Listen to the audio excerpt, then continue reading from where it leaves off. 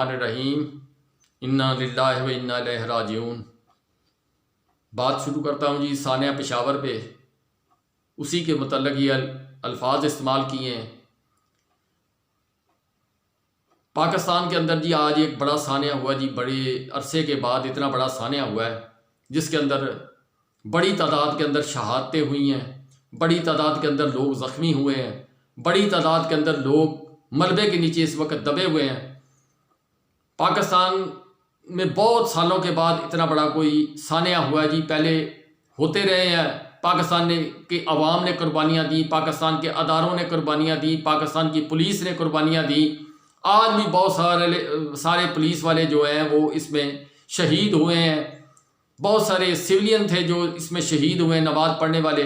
لیکن جو ذرائع کے مطابق بتایا جا رہا ہے کہ وہاں زیادہ عام آدمیوں کو جانے نہیں دیا جاتا تھا۔ کیوں؟ اس کی وجہ CTD کا دفتر ادھر تھا، پولیس لائن ادھر تھی، انویسٹیگیشن کے ادارے، خفیہ ادارے پاکستان کے، ان کے دفتر وہاں پہ موجود ہیں، وہ اپنی انویسٹیگیشن کے طریقہ کار استعمال کرتے ہیں، قیدی رکھتے ہیں۔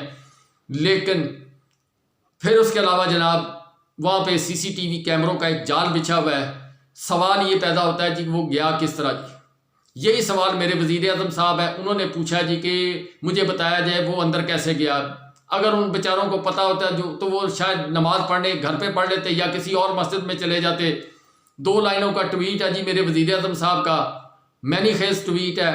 اس میں کیا میسج ہے؟ وہ ان اداروں کے لیے میسج ہے یا عوام کے لیے میسج ہے کہ آپ ہمیں بتائیں کہ اگر آپ کو خبر ہو کہ کسی کو پتہ وہ کیسے آیا تو مجھے اطلاع کر دی جائے۔ جس طرح تھانے والوں کے پاس آپ رپورٹ درج کروائیں تو وہ کہتے ہیں یار اگر چور کی خبر ہو تو مجھے بتانا، پھر ہم جائیں گے جی اس کو انویسٹیگیشن کر کے پکڑ کے لے آئیں گے، پھر اس کے بعد معاملات ہم حل خود ہی کر لیں گے، جس طرح وہ کرتے ہوتے ہیں۔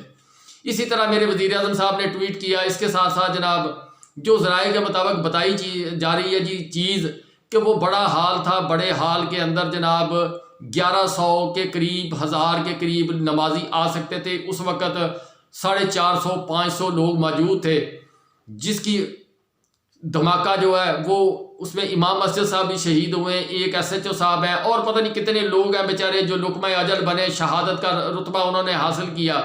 بات یہ ہے جی زخمی ہوئے ہیں، ابھی تک ملبے کے اندر بہت سارے لوگ دبے ہوئے ہیں جو مطلب کہ نکالنے کی کوشش کی جا رہی ہے۔ لیکن سوال یہ پیدا ہوتا ہے جی کہ وہ وہاں تک پہنچا کیسے؟ اس پہ DPO صاحب انہوں نے، CCPO صاحب جو ہے انہوں نے اس پہ، جو IG صاحب ہیں وہاں کے KPK کے، انہوں نے اپنے خیالات کا اظہار کیا ہے۔ پاکستان کے سیاستدانوں نے جی افسوس کیا، ٹویٹ کر دیے، عمران خان صاحب نے بھی ٹویٹ کیا، وزیر اعظم صاحب نے بھی ٹویٹ کیا، اسی طرح باقی لوگوں نے بھی ٹویٹ کیا۔ لیکن کچھ لوگوں نے پریس کانفرنس کی، انہوں نے صدمے کا اظہار کم کیا، اپنی خواہش کا اظہار اس میں زیادہ کیا۔ انہوں نے بتانے کی کوشش کی جی کہ حالات خراب ہیں، وہاں پہ KPK کے اندر الیکشن نہیں ہو سکتے۔ اب چلتے ہیں جی اس بات کی طے پر کو تلاش کرنے کی کوشش کرتے ہیں کہ ہو کیا رہا ہے، یہ کیوں ہو رہا ہے جی۔ سب سے پہلے میں آپ کو لے کے چلتا ہوں جی 2007-8 میں، پھر آتے ہیں جی 9 اپریل پہ۔ سب سے پہلے 2007-8 میں چلتے ہیں جی، اس وقت 7 میں شہادت ہوئی جی بے نظیر صاحبہ کی جی، ان پہ 2 اٹیمپٹ ہوئے تھے۔ جس طرح عمران خان صاحب پہ 1 اٹیمپٹ ہو گئی ہے جی، دوسری کی تیاری کی جا رہی ہے بقول ذرائع۔ اس میں انہوں نے پہلے 4 نام تھے، اب 5 نام بتائے ہیں۔ اسی طرح بے نظیر صاحبہ بھی اپنا جناب شور کرتی تھی، وہ انہوں نے نام نامینیٹ کیے ہوئے تھے، انہوں نے بتا بھی دیے تھے، لیکن کچھ نہیں ہوا جی۔ جن لوگوں کا نام بتایا گیا وہ آج بھی زندہ ہیں جی، اللہ تعالیٰ نے ان کو لمبی عمر، لمبی رسی چھوڑی ہوئی ہے۔ جو اس میں شامل تھے، جنہوں نے اس میں سارا کردار ادا کیا، وہ ایک علیحدہ ہسٹری ہے جی۔ لیکن اللہ تعالیٰ کے نظام کے تحت پھر یہ ہوا کہ معاملات کو سلجھانے کی کوشش کی۔ جس وقت بے نظیر صاحبہ تو اس دنیا سے چلی گئی، لیکن اس کے پیچھے پھر وہاں پہ سندھ کے اندر اچانک جناب ایک کام شروع ہوا، آگ لگائی گئی، بینک لوٹے گئے، گاڑیاں جلائی گئیں، بسیں جلائی گئیں، ٹرینیں جلائی گئیں، یعنی خون اور آگ کی ہولی کا منظر پیش کیا گیا۔ اس کے بعد جناب جو طاقتور حلقے تھے انہوں نے سوچا کہ حالات ملک کے زیادہ نہ خراب ہو جائیں تو بہتر ہے کہ بلا کے سمجھا لیا جائے۔ پھر وہ میسج بھیجا گیا کہ آپ کو مسند سنہری جو ہے وہ عنایت کرتے ہیں، جس کی وجہ سے پھر وہ جناب پاکستان کھپے کا نعرہ لگا، اور اس کے بعد جناب پھر وہ امن سکون ہو گیا وہاں، بالکل جناب امن شانتی 3 دن تک وہاں جناب سری لنکا بنا رہا، پورا سندھ جو ہے جس کے ہاتھ جو آیا، کسی نے ATM مشین اٹھائی، کسی نے کچھ اٹھایا جی، چلو جی وہ چلا گیا بات۔ اس کے بعد جی پاکستانیوں کی سختی شروع ہو گئی جی، کہ 9/11 والے جو کردار ہیں وہ ہٹ گئے، نئے مورے وہاں پہ آ گئے۔ پاکستان کے اندر پھر 10 سال حکومت رہی جی مفاہمت کی، مفاہمت کی حکومت کے دوران جناب 465 یا 60 ڈرون اٹیک ہوئے، اس کے علاوہ جناب شہادتیں ہوئیں، دہشت گردی ہوئی۔ اس کے دوران بلیک واٹر کا ایک شوشہ آیا تھا جی، آپ کو یاد ہو، اس کا ایلیگیشن جناب حسین حقانی صاحب پہ لگتا ہے کہ انہوں نے ویزے جاری کیے تھے جی، ان کے پاس کوئی اتھارٹی تھی اس وقت، تو وہ جناب ویزے آ گئے، اس کے بعد وہ لوگ آ گئے، انہوں نے اسلام آباد میں مہنگی مہنگی بلڈنگیں خریدنی شروع کر دی، لوگوں کو ملازمتیں بڑے بڑے پیکج، سنہری پیکج دے کے رکھنا شروع کر دیے۔ اس کے بعد انہوں نے کیا کیا اس کے ساتھ، وہ پھر معاملات علیحدہ چلتے رہے۔ یہ سارا ہوتا رہا جی مفاہمت کے دور میں جی۔ پاکستان میں اسی دور کے اندر جناب پھر اسامہ بن لادن پہ اٹیک ہوا، اسی دوران کے اندر جناب پھر اور سختیاں پاکستان کو جھیلنی پڑی۔ پھر رحیل شریف صاحب نے جناب اللہ تعالیٰ ان کو لمبی عمر دے کہ وہ جناب آپریشن کا انہوں نے شروع کیا، کیانی صاحب نے شروع کیا، کرتے کرتے سوات کو کلیئر کرایا، لیکن معاملات کنٹرول نہیں ہو رہے تھے جی۔ کیوں؟ پاکستان کے اندر کچھ لوگ جو تھے وہ اسمبلیوں کے اندر جاتے تھے، جا کے کہہ دیتے تھے کہ ہاں جی ہم بالکل برداشت نہیں کر سکتے، پاکستان پہ ڈرون اٹیک ہو رہے ہیں، عوام مر رہی ہے۔ رات کو جا کے فون کرتے تھے، سارا آپ جو مرضی کرتے رہے، ہم تو عوام کو خوش کرنے کے لیے بیان دے رہے ہیں۔ جس طرح یہ ابھی سمجھے کہ پہلے لانگ مارچ 4 ہوئے، 5 ہوئے، آٹا مہنگا ہو گیا، چینی مہنگی ہو گئی، دالیں مہنگی ہو گئی، اب کہتے ہیں جی ملکی مفادات کی خاطر ہم نے سیاست قربان کر دی۔ اس وقت بھی یہی مسئلہ تھا جی۔ خیر اس کے بعد جناب اگلا جو سینیریو ہے میں پیش کرتا ہوں جی۔ اس وقت عمران خان صاحب کی حکومت تو نہیں تھی اس وقت، لیکن عمران خان صاحب جو ہے آہستہ آہستہ اپنی سیڑھیاں طے کرتے ہوئے جناب اوپر کو آ رہے تھے۔ اس دوران کے اندر ANP جو ہے وہ ایک پاورفل پارٹی تھی KPK کے اندر۔ پھر اچانک جناب اس وقت حالات خراب ہوئے KPK کے، جس جگہ وہ بیچارے میٹنگ کرتے تھے اس وقت جناب ادھر بم دھماکہ ہو جاتا تھا۔ وہ گھر کے اندر میٹنگ کرتے تھے، وہ باہر کرتے تھے، ان کو گھر سے نکلنا جو محال کر دیا گیا تھا۔ پھر وہ کارنر ہو گئے جی، پھر وہ جناب تانگا پارٹی کے قریب پہنچ گئی پوزیشن، نواز شریف صاحب جناب وزیر اعظم بن گئے۔ اسی طرح اس وقت پیپلز پارٹی کے ساتھ بھی یہی سلوک ہوا۔ جب پیپلز پارٹی کو کارنر کرنا تھا، اس کو ایک صوبے تک محدود کرنا تھا، اس کو جناب اس کے ساتھ بھی یہی ہوا۔ اس کے ساتھ بھی معاملات ذرا اور طریقے سے پیش آئے۔ لیکن اس دوران پاکستان کی تباہی جو ہے وہ جس طرح عمران خان صاحب بتاتے ہیں کہ پاکستان کی تباہی ہو گئی تھی جناب 80,000 لاشیں، جو شاید لاکھ سے بھی زیادہ تھی۔ 120 ارب ڈالر کا پاکستان کا نقصان۔ امریکہ نے امداد پاکستان کو 20 سے 25 ارب ڈالر کی تھی۔ اب یعنی 120 ارب ڈالر پاکستان کا نقصان ہوا، پاکستان کو 100 ارب اڑا دیا گیا، 20 یا 25 ارب، اب اس میں 95 اڑا دیں، 100 اڑا دیں، وہ پیسے دیے اور اس کا ایلیگیشن لگایا جی کہ پاکستان نے ہمارے ساتھ چیٹنگ کی۔ پھر پاکستان میں جناب آپریشن ہوا، بلیک واٹر کا صفایا ہوا، وہ جو بلیک واٹر کے سرپرست تھے وہ ملک سے بھاگ گئے، کچھ جناب کارنر کیے گئے، ان کو جناب پابند کیا گیا۔ لیکن پاکستان کی ایک 75 سال کی ہسٹری ہے جی کہ جو وزیر اعظم ذرا سر اٹھاتا ہے اس کا پھر سر کچلا جاتا ہے۔ عمران خان صاحب 3 سال تو وہ لگے رہے جی، وہ کیڑے نکالنے کے اندر جو اسحاق ڈار نے کھڈے وڈے ڈالے ہوئے تھے، اس کے بعد جب وہ سیدھے ہونے لگے تو ان کو نکال دیا گیا۔ اس کے بعد یہ سارا رجیم چینج ہوا جی۔ رجیم چینج کی بیسک وجہ کیا ہے جی؟ وہ وجہ یہ ہے کہ پاکستان کے اندر چائنا کو کنٹین کرنا، بھارت کو ترقی دینا، پاکستان کی معیشت کو تباہ کرنا، پاکستان کے خاص کھلونوں تک پہنچنا، پاکستان کو گھٹنوں پر لے کے آنا، یہ سارا مشن تھا جی۔ عمران خان صاحب کا روس جانا یا بہانا، یہ ساری باتیں تھی علیحدہ۔ اس میں 4-5 لوگ، کچھ جناب پاکستان کے لوگ وہ شامل تھے۔ جس کے پاس قلم تھی اس کو کہا بھائی تم قلم کا زور لگاؤ، جس کے پاس کوئی اور طاقت تھی اس کو کہا تم خاموش رہو، جس کے پاس ڈنڈا تھا اس کو کہا بھائی تم ڈنڈا چلاؤ، جس کے پاس کو گنڈے تھے اس نے کہا تم اپنے گنڈوں کو لے کے آؤ۔ یہ سارا نظام ہوتے ہوتے پھر جناب ضمیر لوگوں کے جگائے گئے، ضمیر جگانے کے ساتھ ساتھ جناب دورے کیے گئے، فاٹا کی ڈیمانڈ کی گئی کہ اس کو ڈیفینڈر لائن بنا دیا جائے، نہ پاکستان کا علاقہ رہے نہ ان کا رہے، باڑ کیوں لگائی گئی۔ اس کے اوپر جناب 2 جماعتوں نے بڑا احتجاج کیا، 3 نے کیا جی کہ ہم باڑ اکھیاڑ دیں گے، ہم باڑ میں یہ کر دیں گے، ہم پاک فوج کے ساتھ یہ سلوک کریں گے۔ یہ ساری باتیں ان کو ذرا مد نظر رکھتے جائیں جی، شاید میں بات ذرا کو بیچ میں سے مس بھی کر جاؤں۔ اب اگر بات کی جائے تو بات بہت دور تک جائے گی، بس اتنی بات کو سمجھو کہ جو لوگ پاکستان کی یہ جو باڑ لگ رہی تھی اس کے اوپر اعتراض اٹھا رہے تھے، اگر ان کی انویسٹیگیشن انٹیلیجنس ادارے کریں بہت سارے سوالوں کے جواب مل جائیں گے۔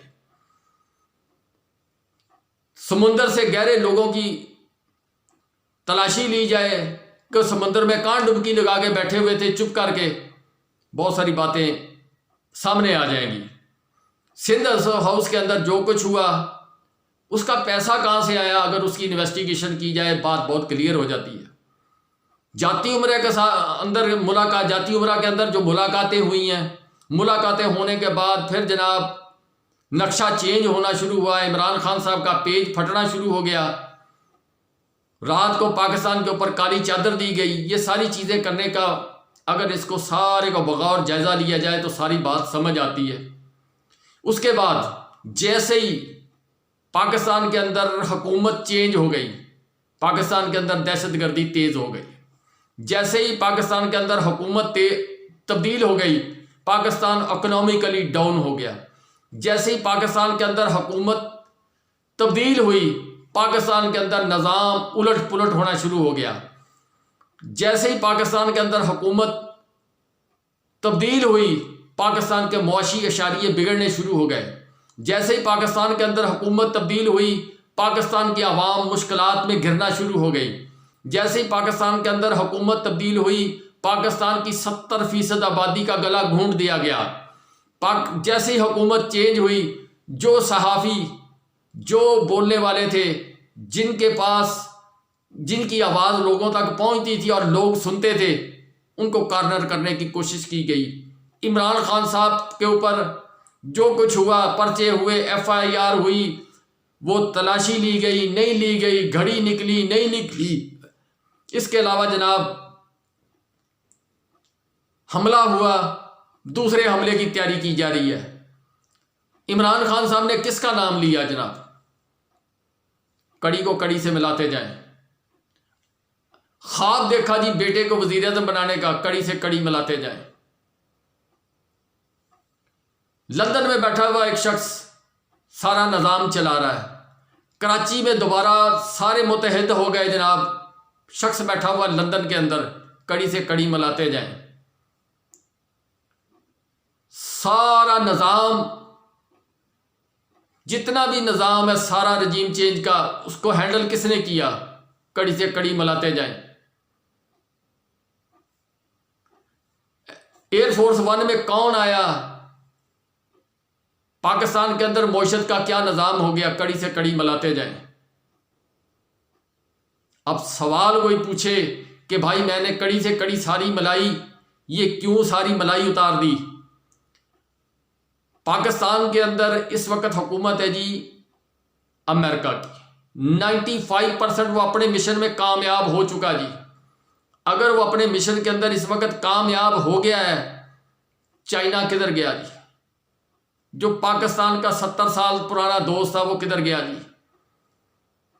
پاکستان کے باقی ممالک جن کے ساتھ روابط تھے اور جو اس خطے کے نئے بلاک کے ساتھ جڑنا چاہتے تھے ان کو بڑا میسج دیا گیا جی، پاکستان کی اکانومی تباہ کر کے، پاکستان کے ساتھ معاملات الٹ پلٹ کر کے، پاکستان کے اندر رجیم چینج کر کے ان ملکوں کو جو کمزور ملک تھے، جو چائنا کی طرف جا رہے تھے، ان کو میسج دیا گیا کہ ہم ایسے کرتے ہیں کیوں؟